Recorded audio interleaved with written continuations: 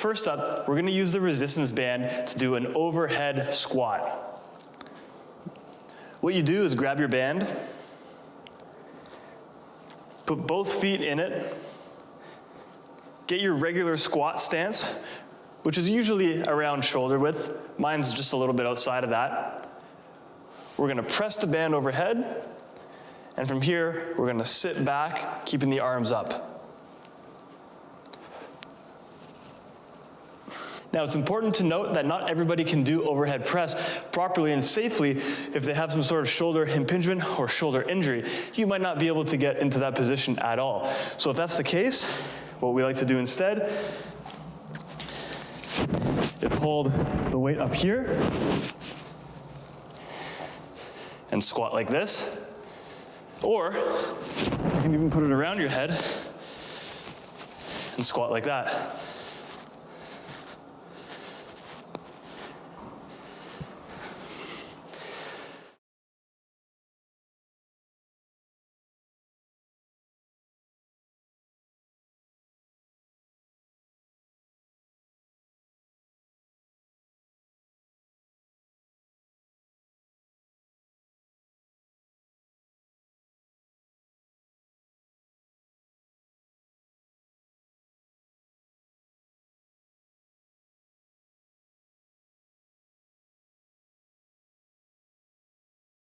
Next up is band bent over rows. So we're gonna step on the band like this, get our chest up so that we have a straight back, and row up. If you wanna make it harder,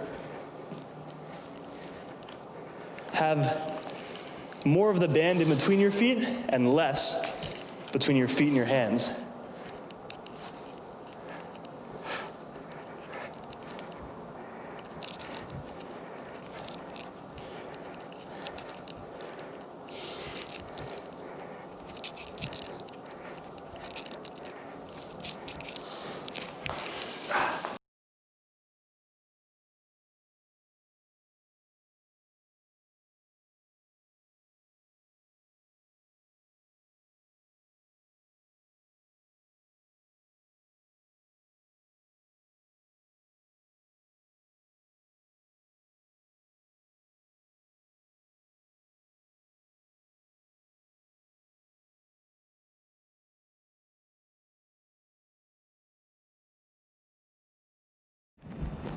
Next up is resistance band push-ups.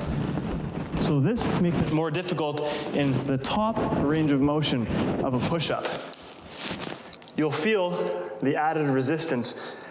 So it's important that you still keep everything tight, glutes and core real tight, especially because the band is trying to pull you down.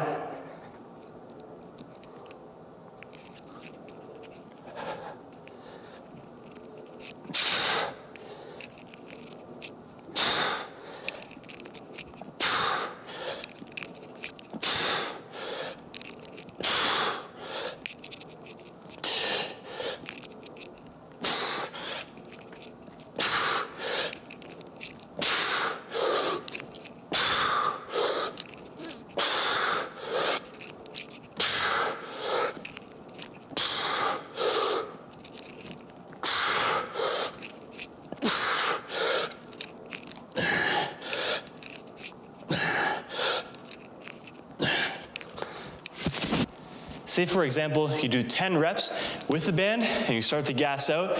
It's much better if you just ditch the band, make it a little bit easier for the remainder of the reps, or just cut the set there. Pumping out reps with crappy form will not help you get you where you want to be.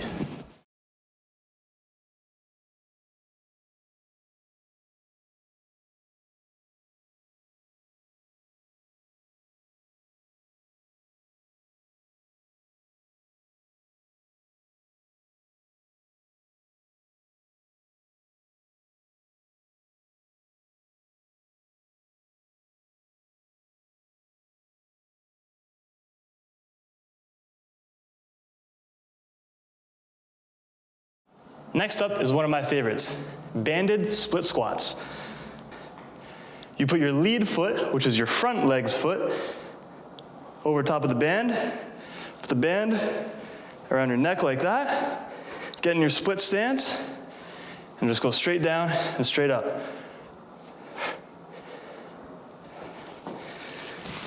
And if you want to make it harder, you double up.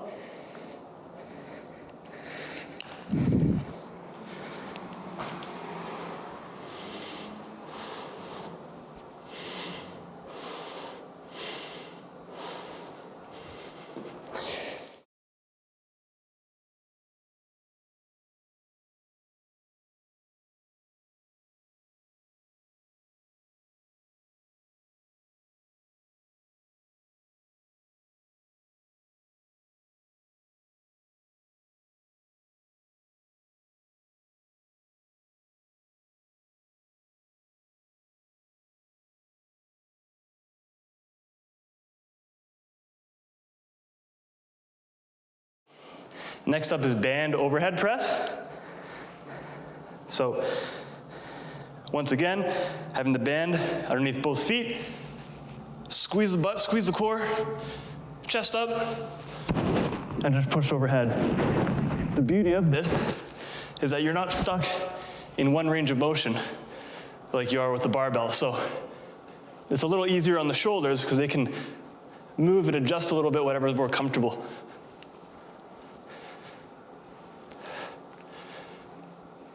You want to make it harder? Again, same type of thing. You have more band in between the feet and less.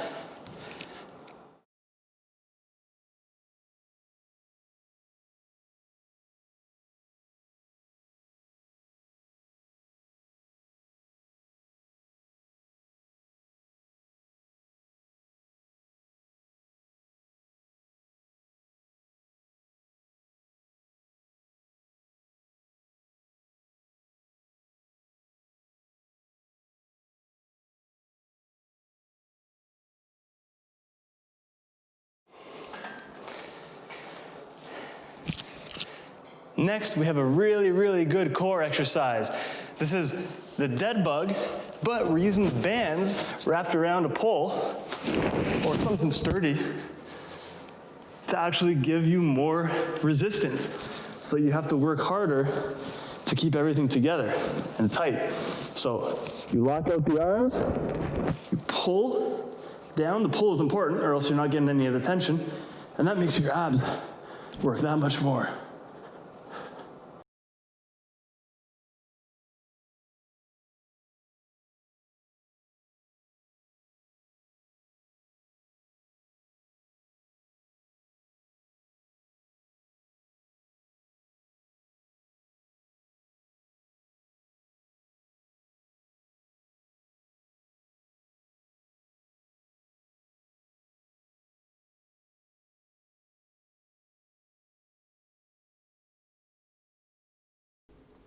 This is a great exercise to do either at the beginning of the workout as a glute activation exercise or at the very end of a workout. The reason being is because it's not very strenuous compared to bigger compound movement exercises. You want to use most of your energy on those big compound movements. And if you have anything left over in the tank at the end of the workout, then you can do some isolation things like this. Now, when you're performing these, you want to make sure that you're kicking straight back and a little bit up. That's going to make sure that you get full glute activation going on. And it's important that you use your core as well because your abs actually have to work to stabilize your hips so that they don't twist. If your hips twist, then you end up using your lower back a little bit too much, which can cause some people irritation. We want to make sure the abs and the glutes are working together.